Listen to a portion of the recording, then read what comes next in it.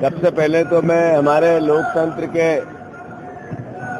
चौथे स्तंभ के सभी साथियों का स्वागत करता हूं और जिस तरीके से मध्य प्रदेश के हालात बनते जा रहे हैं,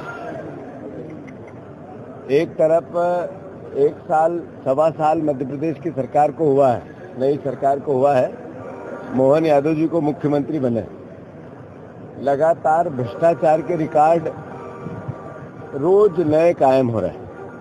दूसरी ओर सरकार के हठधर्मिता क्या होती है, तानाशाही क्या होती है, क्रूरता क्या होती है, वो चाहे किसानों की जमीन छीनने को लेके हो या किसानों के साथ किए गए वादों की वादा खिलाफी करके। 5 गारंटी मोदी गारंटी दी थी, जिसमें 3000 बहनों को देने की बात हुई थी, जिसमें 2700 गेहूं, 3100 के धान और 6000 रुपया सोयाबीन की बात कही थी, 2.5 लाख नौकरियों की बात कही थी। एक भी वो बात जो चुनाव में बोली, इस सरकार ने एक कदम भी आगे नहीं बढ़ाया।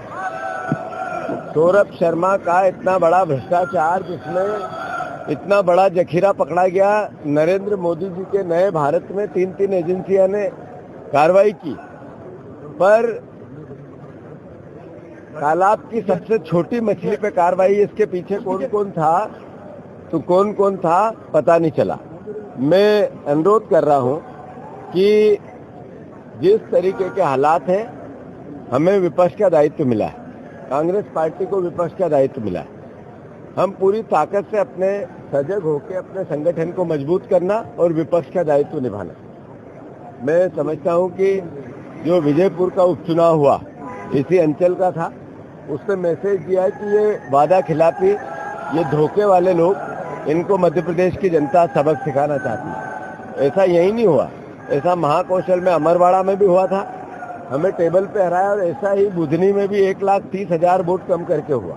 मतलब पब्लिक का मन परिवर्तित हो रहा है। केवल कर्ज की, करप्शन की, क्राइम की और कमीशन की सरकार है। एक भी मंत्री, चाहे वो ग्वालियर के मंत्री भी हो, एक भी मंत्री आज जांच हो जाए तो ईमानदारी से सब जेल की सलाखों में होंगे, बाहर नहीं रह सकता बीजेपी। एक ऑफिस ऐसा नहीं है जहाँ करप्शन नहीं होता है, एक टीआई ऐसा नहीं है जो बिना पैसे दिए यहाँ आता है, एक एसपी डीएम ऐसा नहीं है जो बिना सौदे से उसको जिला मिलता है। ऐसे हालात बद से बदतर हो गए कि जिसकी जितनी निंदा की जाए कम है। अभी पत्रकारों पर हमले होना, भोपाल में एक पत्रकार साथी को जिस तरीके से जलील किया गया, हमारे लोकतंत्र के चौथे स्तंभ के लोग थाने में जाकर बैठे, नेताओं के घरों पे गए, बीजेपी के ऑफिस में गए, उनके प्रवक्ताओं को बुलाया, मुख्यमंत्री से बात कर रहे थे। मैं समझता हूं इससे दयनीय स्थिति नहीं हो सकती। मैं अखबार के चौथे स्तंभ से भी आग्रह करना चाहता हूं कि आपकी ताकत अन्याय के खिलाफ कलम है, कैमरा है, माइक है, आप उससे बोलना चालू करो, इस सरकार को बेनकाब करो। हम विपक्ष की ताकत तभी बढ़ेगी जब आपका साथ हमें संपूर्ण मिलेगा, और हम आपके लिए लड़े जरूरी है, पर हमारा दायित्व है थाने का घेराव, जेल जाना, लड़ाई लड़ना इस सरकार से। आपका कलम का काम है, तो इनको बेनकाब अच्छे से कर रहे हैं आप लोग, मैं बधाई देता हूं।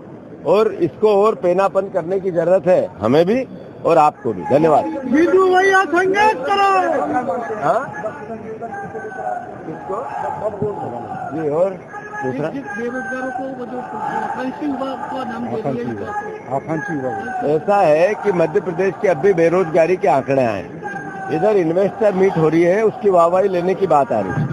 नए जो केंद्रीय मंत्री भी हैं या जो राज्य की सरकार के मंत्री और मुख्यमंत्री भी है, रोज नई बातें और हेडिंग बनाते हैं, आंकड़े ये बोलते हैं कि वो सब झूठ बोलते हैं। बेरोजगारी 30 सर चढ़ के मध्य प्रदेश देश का, दुनिया का सबसे बड़ा बेरोजगार प्रदेश बन गया। तो मैं समझता हूं, एक पंकज उपाध्याय जी हमारे विधायक है, उनने प्रश्न पूछा कि कितनी बहनों के साथ बलात्कार होता है, तो हर 20 मिनट में एक बहन के साथ बलात्कार होता है। ये सरकार का उत्तर है, ये हमारा नहीं है। यही बेरोजगारी के आंकड़े सरकार के, हमारे नहीं है। तो इनका क्या बोलना, और रोजगार को लेकर मुख्यमंत्री और प्रधानमंत्री आकांक्षी और महत्वाकांक्षी योजनाओं पर भाषण देना और वस्तु स्थिति दूसरी है। तो मैं समझता हूं सच भी वही बोलते हैं उनके झूठ को बदलने के लिए सच भी उन्हीं को बोलना पड़ रहा है।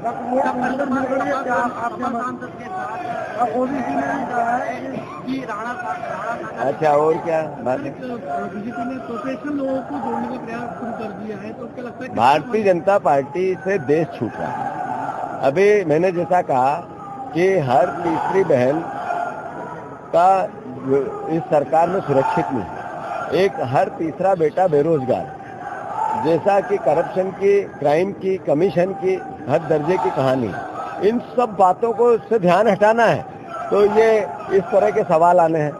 देश को बांटने की बात करनी, नफरत फैलाने की बात करनी है।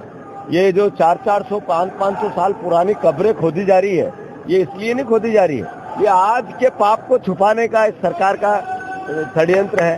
और जो भविष्य में भारत के साथ जो गद्दारी करना चाहते हैं लोग, वो कब्र की 400 साल पहले की बात करते हैं। जो अच्छा देशभक्त है वो भविष्य की बात करेगा। देशभक्त लोग आज की बात करेंगे। देशभक्त लोग देश के, प्रदेश के, बेटों के, इस हमारे परिवारजनों के, मिडिल क्लास के भविष्य की बात करेंगे। कुछ सालों